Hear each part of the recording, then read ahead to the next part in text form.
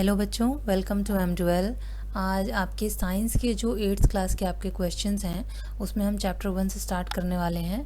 ये आपके MCQs questions हैं, तो चलिए पढ़ते हैं इनको।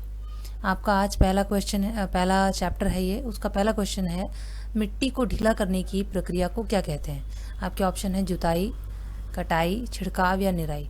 तो बच्चों, मिट्टी को ढीला करने का मतलब ये होता है कि मिट्टी को इस तरह ढीला किया जाए ताकि उसमें बीज आसानी से बोए जा सके। तो ऐसा करने के लिए हमें जुताई करनी पड़ती है। तो इसमें आपका सही ऑप्शन है जुताई। सेकंड क्वेश्चन आपका है कि कीटनाशक कौन सा है इनमें से। एक है आपका 2,4 डाइक्लोरोफेनॉक्सी एसिटिक एसिड, मेलाथियन, मेटोलाक्लोर और क्लोरोफॉर्म। तो बेटा इसमें आपका सही ऑप्शन है बी, मेलाथियन। क्वेश्चन नंबर 3 है, सीड ड्रिल का उपयोग किस लिए किया जाता है। कटाई, बीज की सफाई, बुआई या निराई। सीड ड्रिल का मतलब यह कि बीज से ही पता चलता है। सीड ड्रिल का मतलब बीज बोने की प्रक्रिया, तो इसको हम क्या कहते हैं, बुआई। तो आपका ऑप्शन आएगा ऑप्शन सी, बुआई। क्वेश्चन नंबर 4 है, रबी की फसल कौन से महीने में काटी जाती है। ए जनवरी में, बी मार्च में, सी अक्टूबर में या डी सितंबर में। तो बेटा इसका सही आंसर है बी, मार्च में काटी जाती है। क्वेश्चन नंबर 5 में आपको पूछ रहा है, मक्का किस दौरान अच्छी बढ़ती है। जून में, बी जनवरी में, सी अप्रैल या डी दिसंबर। तो इसका आपका आंसर है ए, जून में मक्का सबसे अच्छी बढ़ती है। क्वेश्चन नंबर 6 में आपको पूछ रहा है कि खरपतवार हटाने के लिए प्रयुक्त कृषि यंत्र कौन सा है। तो किस यंत्र से और किस औजार से आप जो है वो खरपतवार, जो एक्स्ट्रा घास वगैरह उग जाती है, जो फालतू आसपास फसल के आसपास घास उग जाती है, उसको हटाने के लिए आप किस यंत्र का उपयोग करते हैं। पहला है ए दराती, बी खुरपी, सी बीज ड्रिल या डी हल। तो बेटा इसका सही आंसर है खुरपी, क्योंकि आप उसको खोद कर ही बाहर, ऊपर से नहीं काटना होता है। जो खरपतवार होती है उसको उखाड़ना होता है आपको, तो इसलिए आप खुरपी का इस्तेमाल करते हैं। क्वेश्चन नंबर 7 में वो कह रहा है कि बीजों का प्रतिरोपण किस में किया जाता है। ए कॉफ़ी में, बी कोको में, सी चावल में या डी आम में। तो बेटा इसका सही आंसर है कि चावल में बीजों का प्रतिरोपण किया जाता है, क्योंकि इसमें बीज को है जो वो सीधा बो दिया जाता है। धान आपने सुना होगा, इसमें जो है वो बीज को सीधा बो दिया जाता है।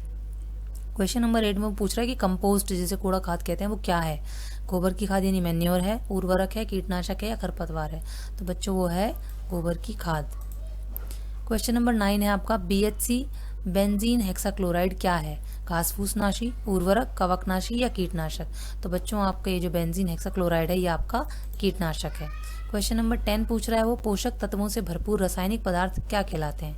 उर्वरक, खरपतवारनाशी, कीटनाशक या शाकनाशी। तो बेटा पोषक तत्वों से भरपूर जो रासायनिक पदार्थ होते हैं वो इसीलिए होते हैं ताकि आपके जो पौधे हैं वो अच्छे से उग सकें, अच्छे से कर सकें।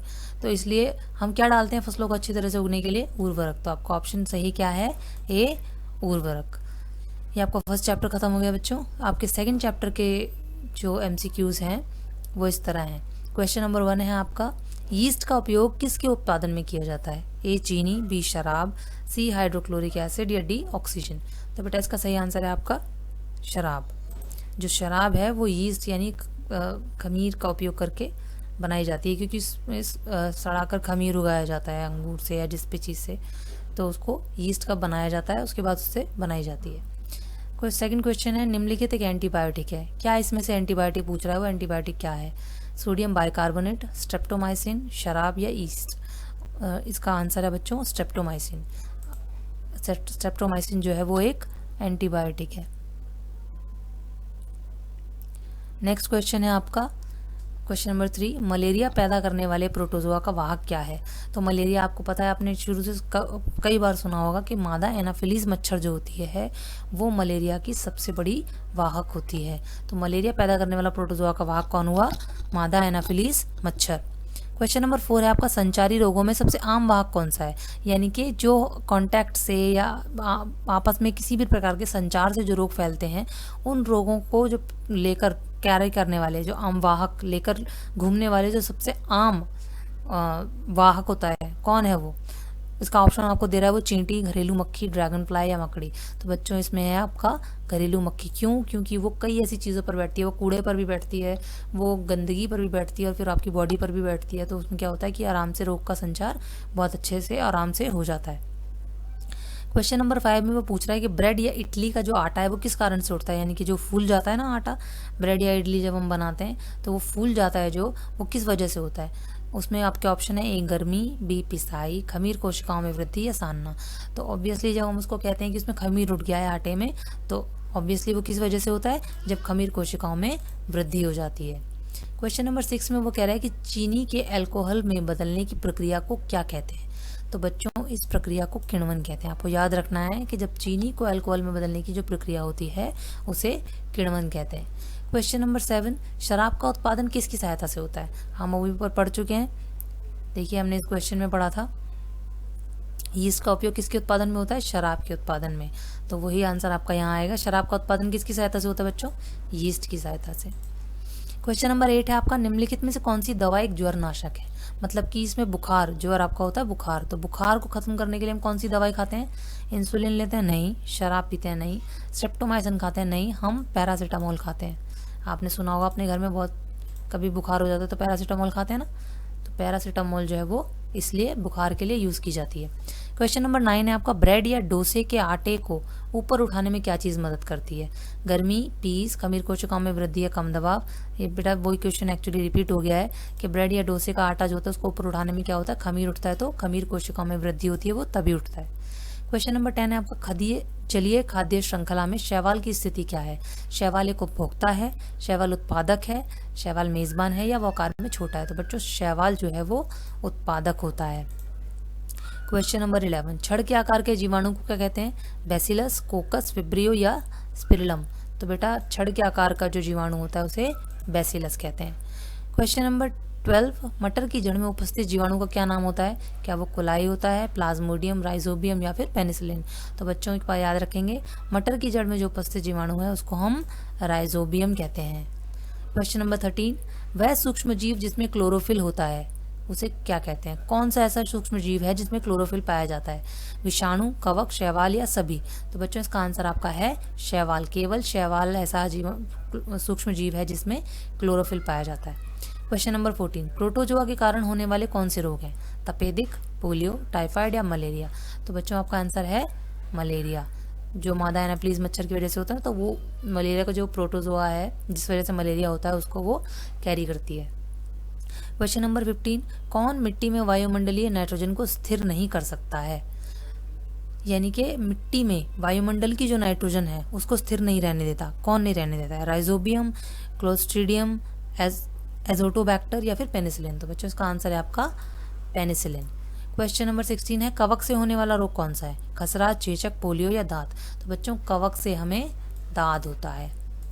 ये आपका क्वेश्चन चैप्टर नंबर 2 भी खत्म हो गया है। अब हम आते हैं चैप्टर नंबर 3 पर। चैप्टर नंबर 3 आपका क्या है, चलिए क्वेश्चन नंबर 1 लेते हैं। चैप्टर नंबर 3 का आपका पहला क्वेश्चन है कि कृत्रिम रेशम का दूसरा नाम क्या होता है। आंसर याद कर ले पहले इसका।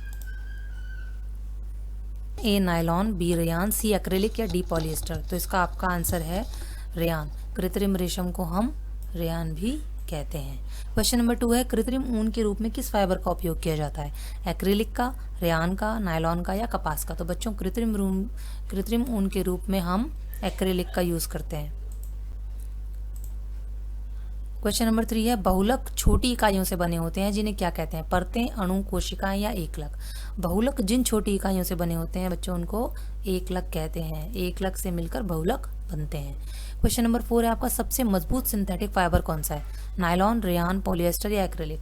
तो बच्चों सबसे मजबूत जो होता है सिंथेटिक फाइबर वो नायलॉन होता है। क्वेश्चन नंबर 5 है, लकड़ी के गूदे का उपयोग क्या बनाने में किया जाता है, प्लास्टिक, ऊन, जूट या रेयान।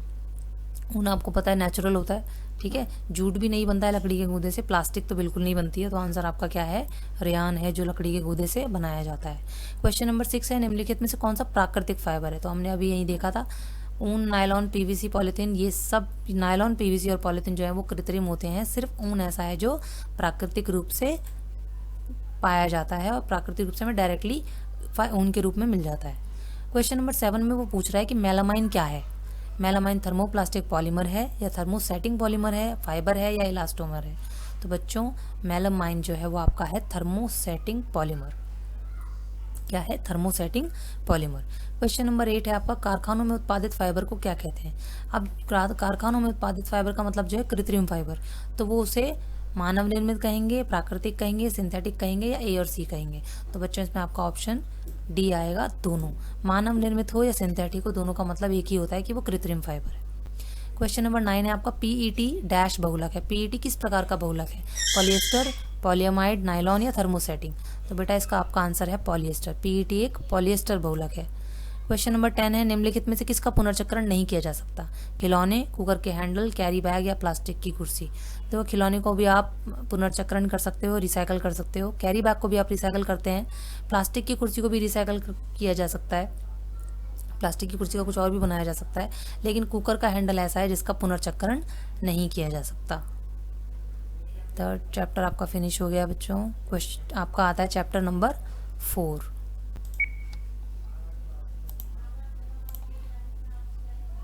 किसे पीटकर पतली चादरें बनाई जा सकती हैं? आपका ऑप्शन है जस्ता जिंक, बी फॉस्फोरस, सी गंधक या डी ऑक्सीजन? ऑक्सीजन तो आपकी गैस है, तो ऐसी कोई धातु है नहीं। तीन धातु, ये फॉस्फोरस दिया हुआ है, गंधक दिया हुआ और ऑक्सीजन दिया हुआ है, तो आपका आंसर क्या है? डी ए जस्ता जिंक। जिंक जो होता है जिसे पीटकर पतली चादरें बनाई जा सकती हैं। क्वेश्चन नंबर 2 आपका है निम्नलिखित कथनों में से कौन सा सही है? ए सभी धातुएं तन्य हैं, बी सभी अधातुएं तन्य होती हैं, सामान्यतः धातुएं तन्य होती हैं या कुछ अधातुएं तन्य होती हैं? तो बेटा इसका आंसर आपका आएगा सी, सामान्यतः धातुएं तन्य होती हैं। इनके ज्यादातर जो होती हैं वो धातुएं वो तन्य होती हैं, लेकिन सभी धातुएं नहीं होती हैं।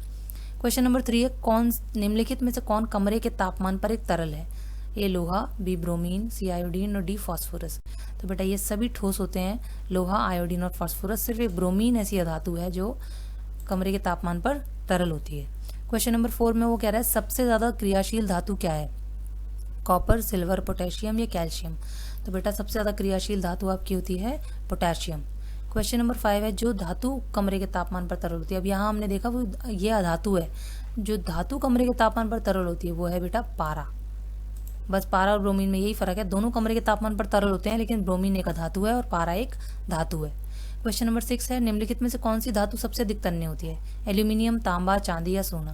तो बेटा सबसे ज्यादा जो है तन्य वो सोना होता है, तभी जो है सोने के गहने बनाए जाते हैं, क्योंकि वो आसानी से बन जाते हैं, उन्हें आसानी से पीटा जा सकता है, आसानी से मोल्ड किया जा सकता है ना, इसीलिए सोना जो है सबसे अधिक तन्य धातु है। क्वेश्चन नंबर 7 निम्नलिखित में से कौन सी धातु सबसे अधिक प्रतिक्रियाशील है और मिट्टी के तेल में संग्रहित है? लोहा, सोना, तांबा या पोटेशियम? तो बेटा इसका आंसर है डी पोटेशियम, जो सबसे ज्यादा क्रियाशील होती है और मिट्टी के तेल में संग्रहित होती है। क्वेश्चन नंबर 8 है आपका जब मैग्नीशियम तनु हाइड्रोक्लोरिक एसिड के साथ अभिक्रिया करता है तो उस गैस का नाम बताइए जो निकलती है? क्लोरीन, ऑक्सीजन, हाइड्रोजन या नाइट्रोजन? तो बेटा आप ध्यान रखिए मैग्नीशियम जब HCl जो कि हाइड्रोक्लोरिक अम्ल होता है उसके साथ जब अभिक्रिया करता है तो उससे जो गैस उत्सर्जित होती है वो होती है आपकी हाइड्रोजन गैस। क्वेश्चन नंबर 9 है वो धातु जो हवा, पानी और अम्ल में संक्षारित नहीं होती है, यानी कि हवा, पानी और अम्ल से भी संक्षारित नहीं होगी, वो कौन सी धातु है? कॉपर, जिंक, एल्यूमिनियम या सोना? वो है सोना। अब क्वेश्चन नंबर 10 में वो पूछ रहा है धातुएं किस तरह की होती हैं, धातु की विशेषता क्या है? धातुएं नरम या भंगुर होती हैं, कठोर ठोस होती हैं, तरल होती हैं या आमतौर पर तरल होती हैं? तो बेटा वो मोस्टली जो धातुओं की विशेषता होती है वो कठोर और ठोस होती हैं। क्वेश्चन नंबर 11 में वो कह रहा है धातु और अधातु दोनों के गुण वाले पदार्थों को क्या कहते हैं? ए मिश्र धातु, बी उपधातु, सी उत्कृष्ट धातु या डी इनमें से कोई नहीं?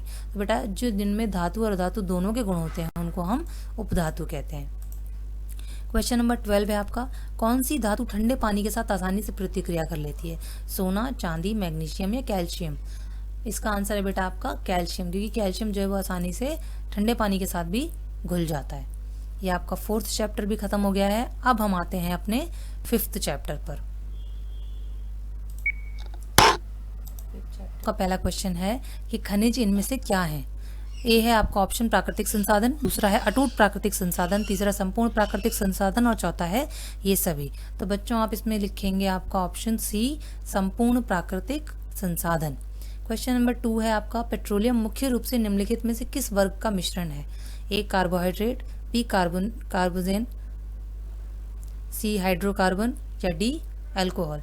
तो इसमें आपका आंसर है सी हाइड्रोकार्बन। तीसरा आपको लिखना है कौन सा कोयला उत्पाद नहीं है, यानी कि कौन सा कोयले से उत्पादित नहीं हुआ है किसी भी तरह से। तो ए आपका कोलटार है, बी कोयला गैस है, सी नींबू, डी चूना। कोलटार और कोयला गैस आप देख सकते हैं कि कोल से ही निकलता है, चूना जो है, चूना भी एक तरह से कोयले का ही उत्पादक है, डायरेक्ट नहीं, इनडायरेक्टली, बट नींबू किसी भी तरह से कोयला उत्पाद नहीं है, तो आपका ऑप्शन आएगा सी, नींबू। क्वेश्चन नंबर 4 है, निम्नलिखित में से कौन सा पेट्रोकेमिकल है? पेट्रोकेमिकल में कोई ऑप्शन दे रहा है आपको अमोनिया, कोक, एसीटोन या पैराफिन मोम।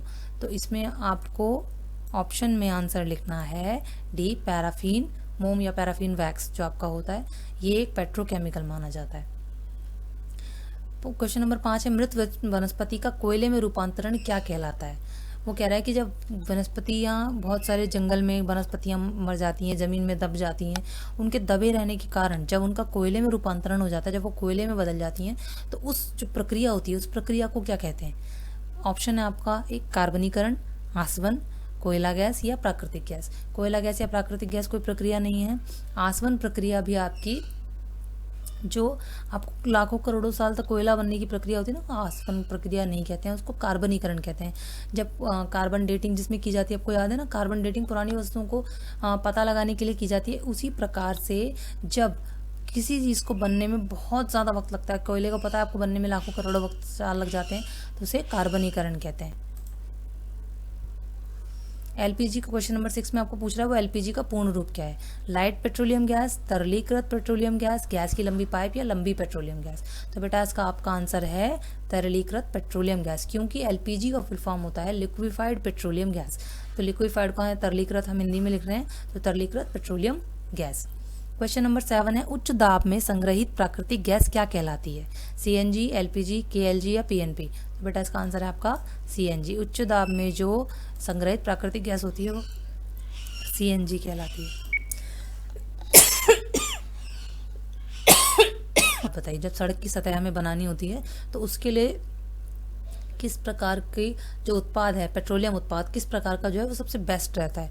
उसमें ऑप्शन आपको दे रहा है वो पीट, लिग्नाइट, एंथ्रासाइट और बिटुमिनस, लेकिन इसमें सबसे जो बेस्ट क्वालिटी का होता है वो माना जाता है बिटुमिनस। तो आपका ऑप्शन आएगा डी, बिटुमिनस। क्वेश्चन नंबर 9 है, विनाशकारी आसवन की प्रक्रिया द्वारा कौन सा उत्पाद हमें प्राप्त होता है? उसमें ये 4 ऑप्शन उसमें दिए हैं, coal, coke, coal tar, coal gas, petrol, diesel, kerosene, paraffin, wax, bitumen या कंप्रेस्ड नेचुरल गैस। तो बेटा इसका आंसर आपका आएगा, जब विनाशकारी आसवन की प्रक्रिया होती है तो उसके जो प्राप्त उत्पाद होते हैं वो होते हैं हमें कोक, कोल टार और कोल गैस। क्वेश्चन नंबर 10 है, समुद्र के नीचे तेल के खनन को क्या कहा जाता है? आसवन, कार्बनाइजेशन, किनारा खनन या फिर विनाशकारी आसवन। समुद्र के नीचे का तेल का खनन, तो बेटा उसको हम कहेंगे किनारा खनन, जैसे इंग्लिश में शोर माइनिंग भी कहते हैं। आपका चैप्टर नंबर 5 भी हमने कंप्लीट कर लिया है। अब हम आपके आ गए हैं चैप्टर नंबर 6 पर। चैप्टर नंबर 6 स्टार्ट करेंगे। चलिए, चैप्टर नंबर 6, क्वेश्चन नंबर 1, निम्नलिखित में से कौन सी गैस दहन में प्रयोग की जाती है? A hydrogen, B oxygen, C nitrogen, D carbon dioxide. आपको पता है कार्बन डाइऑक्साइड हम गैस बुझाने में यूज़ करते हैं। हाइड्रोजन, नाइट्रोजन का हम यूजुअली यूज़ नहीं करते हैं। जो ऑक्सीजन होती है वो जलने में सहायक होती है, इसलिए उसको हम दहन के लिए इस्तेमाल करते हैं। क्वेश्चन नंबर 2 है आपका, एलपीजी का जलना किसका उदाहरण है? तेजी से दहन, सहज दहन, धीमा दहन या विस्फोट। जब एलपीजी जलती है तो कैसा होता है?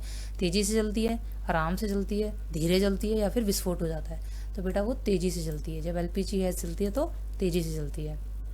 क्वेश्चन नंबर 3, जिस तापमान पर पदार्थ जलता है उसे क्या कहा जाता है? पिघलना, उबलता तापमान, जलने का तापमान या वाष्पीकरण। जो आपको क्वेश्चन से ही पता चल रहा है, आप क्या कहेंगे उसको? जलने का तापमान, बर्निंग पॉइंट। ऊर्जा का गैर नवीकरणीय स्रोत को इसमें से कौन सा है? प्राकृतिक गैस, पवन ऊर्जा, ज्वारीय ऊर्जा या यांत्रिक ऊर्जा।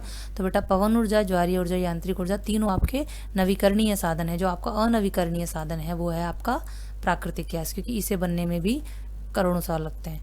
क्वेश्चन नंबर 5 है आपका, निम्नलिखित में से कौन जीवाश्म ईंधन नहीं है? ए कोयला, बी पेट्रोलियम, सी प्राकृतिक गैस या डी जल गैस। जल आपको पता चल रहा है ये नवीकरणीय स्रोत है। कोयला, पेट्रोलियम और प्राकृतिक गैस तीनों ही ऐसे हैं जिनको बनने में करोड़ों साल लग जाते हैं। तो इनमें से जो जल गैस है वो आपका जीवाश्म ईंधन नहीं है। क्वेश्चन नंबर 6 है आपका, दहन की प्रक्रिया में कौन सी गैस मदद करती है? वही हमने ऊपर पढ़ा था। जलने के लिए कौन सी गैस हमें ज़रूरी है? रसोई गैस, नाइट्रोजन गैस, ऑक्सीजन या निर्माता गैस। आपको ऑक्सीजन गैस चाहिए। क्वेश्चन नंबर 6 है आपका, 1 किलो ईंधन के पूर्ण दहन पर उत्पन्न ऊर्जा की मात्रा क्या कहलाती है? यानी कि अगर 1 किलो ईंधन को जलाया जाए और इसे पूरी तरह जला दिया जाए तो जितनी ऊष्मा निकलेगी उस ऊष्मा को हम कैसे मापेंगे? इसके ऑप्शन आपको देखो, कैलोरी मान, महत्वपूर्ण मान, ऊष्मा मान या आंतरिक ऊर्जा। इसको हम मानेंगे कैलोरी मान में। क्वेश्चन नंबर 8 है आपका, कौन सा क्षेत्र मोमबत्ती की लौ में आंशिक दहन का प्रतिनिधित्व करता है? वो कह रहा है कि मोमबत्ती की लौ का ऐसा कौन सा क्षेत्र है जो आंशिक रूप से जलता है?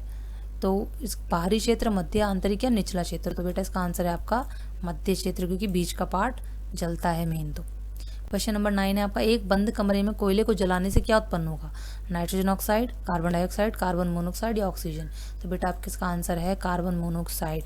कभी भी आप बंद कमरे में अगर कोयला जलाएंगे तो उससे आपकी कार्बन मोनोऑक्साइड उत्पन्न होती है, इसलिए कभी बंद कमरे में आग नहीं जलानी चाहिए, खिड़की दरवाजे खोल लेने चाहिए, वेंटिलेशन बहुत ज़रूरी होता है। क्वेश्चन नंबर 10 है, आग पकड़ने वाले पदार्थ क्या कहलाते हैं? अम्ल, क्षार, दहनशील या बर्नर?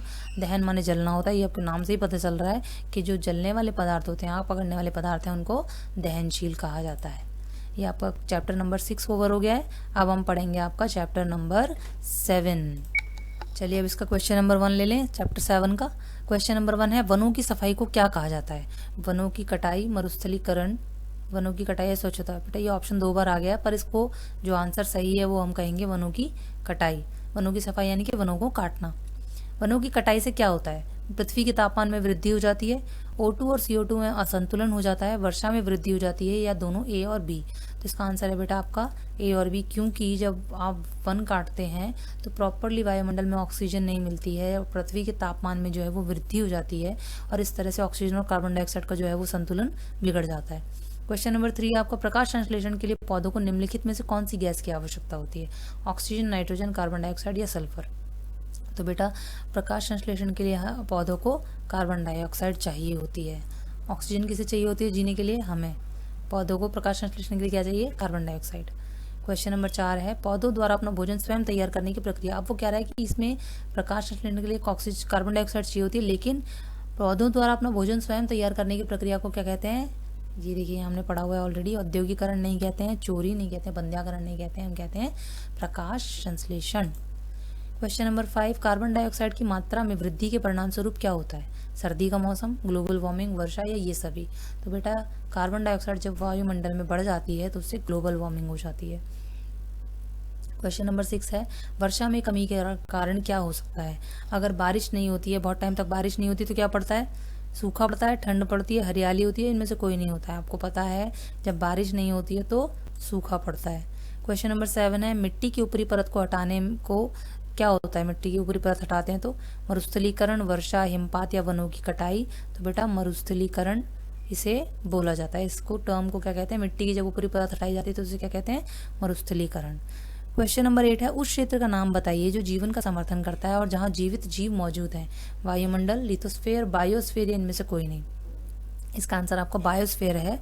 इसे जीव मंडल भी कहा जाता है। तो आपके पास अगर जीव मंडल भी ऑप्शन में आता है या बायोस्फीयर आता है तो आप बायोस्फीयर ही लगाएंगे, या जीव मंडल आता है तो जीव मंडल लगाएंगे।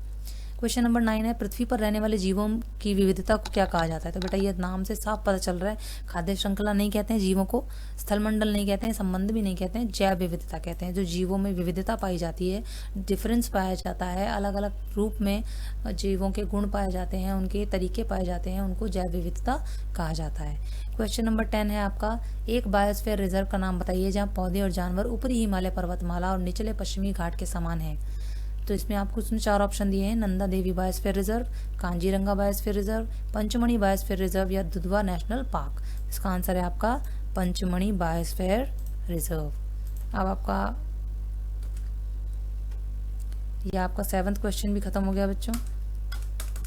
अब आपका आ जाता है चैप्टर नंबर 8। चैप्टर नंबर 8 है, इसको हम पहले क्वेश्चन से शुरू करेंगे। न्यूक्लियस को साइटोप्लाज्म से अलग कैसे किया जाता है? से किया जाता है परमाणु झिल्ली, न्यूक्लियोप्लाज्म, ऑर्गन्स या सेल मेम्ब्रेन द्वारा। तो इसका आंसर है आपका पहला, परमाणु झिल्ली द्वारा अलग किया जाता है। क्वेश्चन नंबर 2 है, नाभिक में जो द्रव पदार्थ होता है उसको आप क्या कहते हैं? गुणसूत्र कहते हैं, जीवाणु कहते हैं, न्यूक्लियोप्लाज्म कहते हैं, न्यूक्लियोलस कहते हैं। न्यूक्लियोलस तो आपको पता है आपका नाभिक का पार्ट होता है, लेकिन न्यूक्लियोप्लाज्म जो होता है वो आपका द्रव पदार्थ होता है जहाँ नाभिक में पाया जाता है। जीवाणु नहीं होता पक्का, और गुणसूत्र भी नहीं होता है। क्वेश्चन नंबर 3 है, ऊतक मिलकर क्या बनाते हैं? केंद्रक, कोशिकाएं, जीव या अंग? बच्चों ऊतक मिलकर अंग बनाते हैं। क्वेश्चन नंबर 4, जीवित जीवों में मौजूद कोशिकाएं किस में भिन्न होती हैं? संख्या में, आकार में, आकृति में, या फिर इन सभी में? वो बेटा इन सभी में भिन्न होती हैं। जीवित जीवों में जो भी कोशिकाएं होंगी वो हर तरह से अलग होंगी। क्वेश्चन नंबर 5 है, कोशिकाएं जिनमें नाभिक या झिल्ली की कमी होती है उनको क्या कहते हैं? यूकेरियोटिक कोशिकाएं, प्रोकैरियोटिक कोशिकाएं, एकल कोशिकाएं या बहु कोशिकाएं? तो इसका आपका आंसर है प्रोकैरियोटिक कोशिकाएं। क्वेश्चन नंबर 6 है, कोशिका की सभी गतिविधियों का नियंत्रण केंद्र क्या होता है? केंद्र जो आपसे पूछ रहा है, और केंद्र में क्या हमें क्या मिलता है? नाभिक। तो न्यूक्लियोप्लाज्म भी नहीं है क्योंकि वो द्रव पदार्थ होता है, साइटोप्लाज्म भी नहीं है और ऑर्गेनल भी नहीं है, तो इसका आंसर है आपका नाभिक। क्वेश्चन नंबर 7 है, केवल पौधों में पाए जाने वाले रंगीन अंगक कौन से होते हैं? जो केवल पौधों में पाए जाते हैं, क्लोरोफिल, प्लास्टिड, रिक्तिकाएं या डब्ल्यूबीसी? डब्ल्यूबीसी नहीं होता, डब्ल्यूबीसी मानव शरीर में पाया जाता है। रिक्तिकाएं भी नहीं होता है। क्लोरोफिल जो होता है वो सिर्फ हरे रंग के लिए होता है, लेकिन रंगीन अंगक जो होते हैं वो कौन होते हैं? प्लास्टिड्स। जीन में क्या स्थित होता है? क्रोमोसोम, प्लास्टिड, साइटोप्लाज्म या लाइसोसोम? तो बेटा जीन में क्रोमोसोम्स होते हैं, जिसकी वजह से किसी की जो आनुवंशिकता होती है वो पता लग पाती है। क्वेश्चन नंबर 9 क्या है आपका? समान कोशिकाओं का एक समूह मिलकर क्या बनाता है? ऊतक, अंग, जीव या फिर अंग? वो बनाता है ऊतक। सभी ऊतक मिलकर अंग बनाते हैं, लेकिन समान कोशिकाओं का समूह मिलकर क्या बनाता है? ऊतक।